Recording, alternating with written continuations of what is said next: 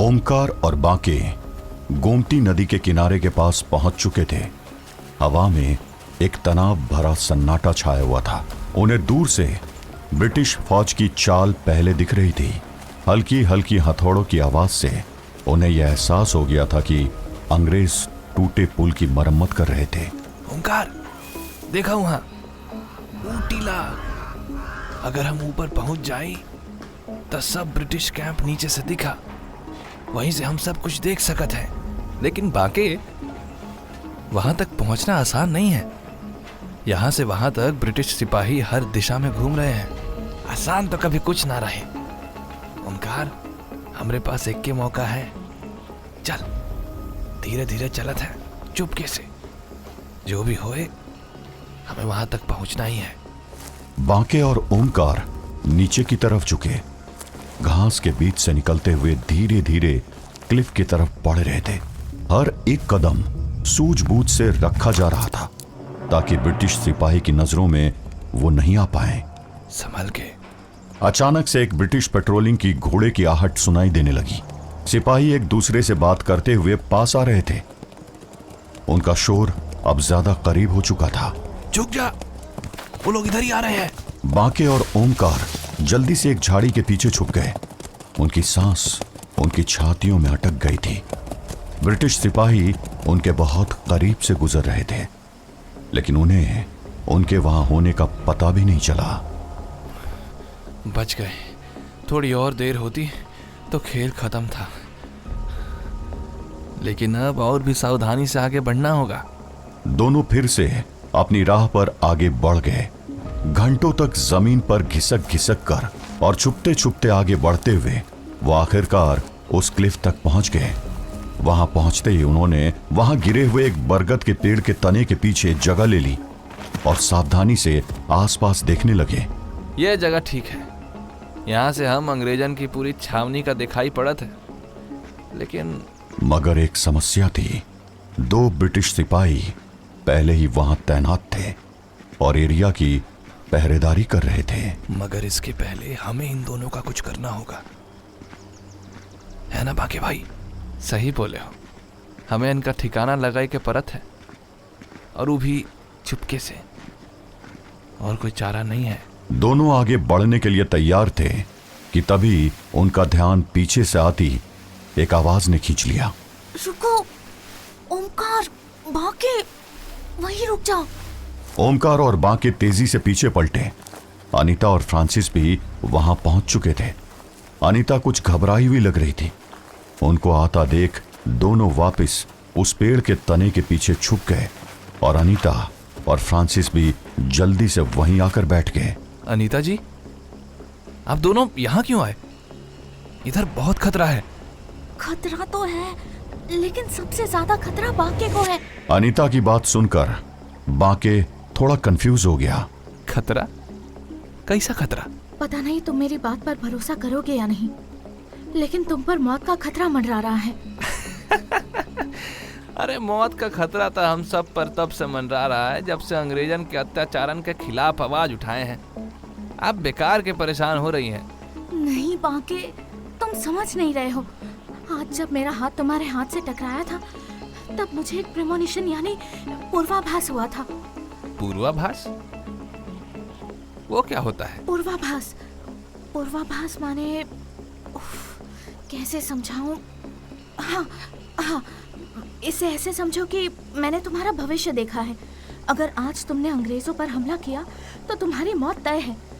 देखो, मैं व्लाद को बचाना चाहती हूँ, लेकिन उसके लिए मैं किसी को जानते हुए मौत के मुंह में जाने नहीं दे सकती हूँ। तुम समझ रहे हो ना? अनीता जी, आप क्या समझत हो?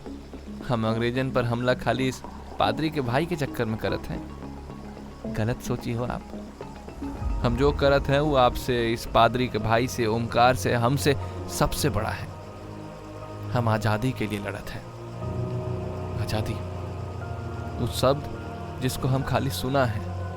आज़ादी का होते हम जाने नहीं, लेकिन इतना विश्वास है कि आज़ादी चाहे जैसन हो, इस जिंदगी से बेहतर ही हुई।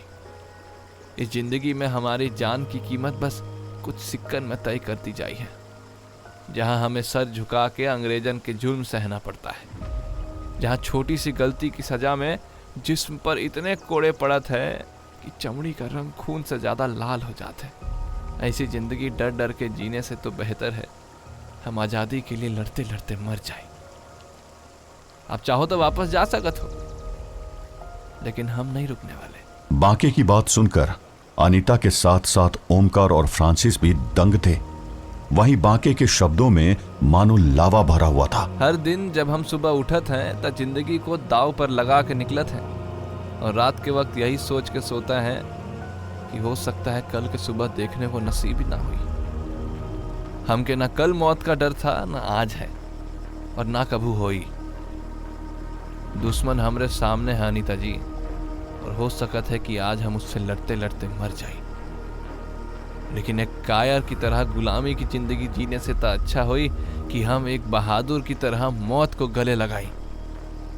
इसलिए हमको रोकिए मत, क्योंकि बांके रुकने वाला नहीं है। बोलते बोलते बांके ने अपना हाथ अपने कमर के पास रख लिया और अपनी कटार को मजबूती से थाम लिया। बोलो ओमकार, तुमके रुकना है या साथ चलना है? मैं तुम्हारे साथ हूं बांके। हर हर महादेव, जय रुद्र। अनीता और फ्रांसिस चुप चुप बैठे रह गए। बांके और ओमकार आगे बढ़ चले। वो दोनों धीरे धीरे घास और छोटी छोटी झाड़ियों के पीछे छुपते हुए उन दो ब्रिटिश सिपाहियों के करीब पहुंचने की कोशिश कर रहे थे। बांके अपनी हर चाल सूझबूझ से रख रहा था, लेकिन तभी एक सिपाही का ध्यान एक अजीब आवाज पर गया। उसने अपने साथी से कुछ कहा और दोनों सिपाही अलर्ट हो गए। बांके, जल्दी करना पड़ेगा। तभी ओमकार का पैर एक सूखी टहनी पर पड़ गया। Who's there? ओमकार अपनी जगह पर सांस रोके रुक गया। इतने में बांके बिजली सी गति से आगे बढ़ा और उसने एक सिपाही को पीछे से पकड़ लिया। उसने एक हाथ से उसका मुंह पकड़ लिया और दूसरे हाथ से अपनी कटार से उसके पेट और छाती में दनादन वार कर दिए।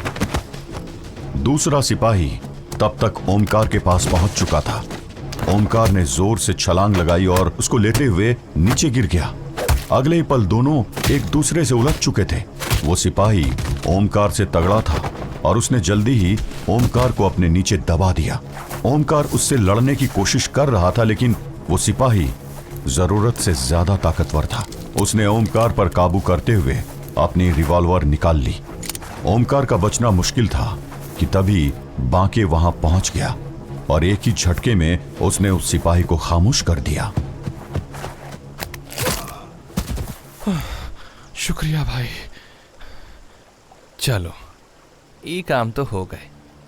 अब इनकी इधर से हटाई के पड़त है, और इससे पहले कि कोई और अंग्रेज इधर आवे, हमें छावनी के अंदर घुसने की योजना बनाए के पड़त है। अभी दोनों बात कर ही रहे थे, तब तक अनीता और फ्रांसिस भी उधर आ गए। क्या ये दोनों? और कोई रास्ता नहीं था, या तो ये या फिर हम। बात करे के समय नहीं है, जल्दी से इन दोनों के लाश को ठिकाना लगाए के पड़त है। बांके की बात सुनकर ओमकार उनकी लाश को ठिकाने लगाने के लिए आगे बढ़ा कि तभी फ्रांसिस ने उसको रोक दिया। एक मिनट ओमकार, तुम लोग एक गलती कर रहे हो। रूट बेवकूफ नहीं है। अगर बहुत देर तक उसे इस क्लिफ के ऊपर उसे कोई ब्रिटिश सोल्जर नहीं दिखा तो उसको पक्का डाउट होगा। मेरे पास एक आइडिया है। मैं इनमें से एक के कपड़े पहन लेता हूँ और क्लिफ के आखिरी छोर पर खड़ा हो जाऊंगा। नीचे से देखने वालों को एक अंग्रेज सिपाही दिखेगा तो वो शक नहीं करेंगे। तब तक तुम बांके और मिस अनीता आगे का प्लान बना लेना। ये अंग्रेज क्या बोला? बांके को अंग्रेजी नहीं आती थी, इसलिए उसे फ्रांसिस की आधी बात समझ नहीं आई। ओमकार ने जल्दी से उसको पूरी बात समझाई, जिसके बाद बांके भी फ्रांसिस की बात पर तैयार हो गया। इधर रूट का टेम्पररी कैंप में कुछ अनवांटेड मेहमान घुसने की तैयारी में थे। वहीं एक और मेहमान रूट से मिलने के लिए तैयार था, और वो मेहमान था रूट का मास्टर लूसीफर। आधा नर्क तो अब मेरी सत्ता कबूल कर चुका है। इब्लिस, वीरो, विपवेत मेरे गुलाम बन चुके हैं। पर आज रात मैं अपने सबसे बड़े गुलाम से मिलूंगा। आज रात उसे एहसास होगा कि वो मुझसे कितना भी भागे, अंत में उसे मेरे पैरों में गिरना ही पड़ेगा। मैं आ रहा हूं व्लाद, तुझसे वो सब कुछ लेने जो मेरा है। मैं आ रहा हूं।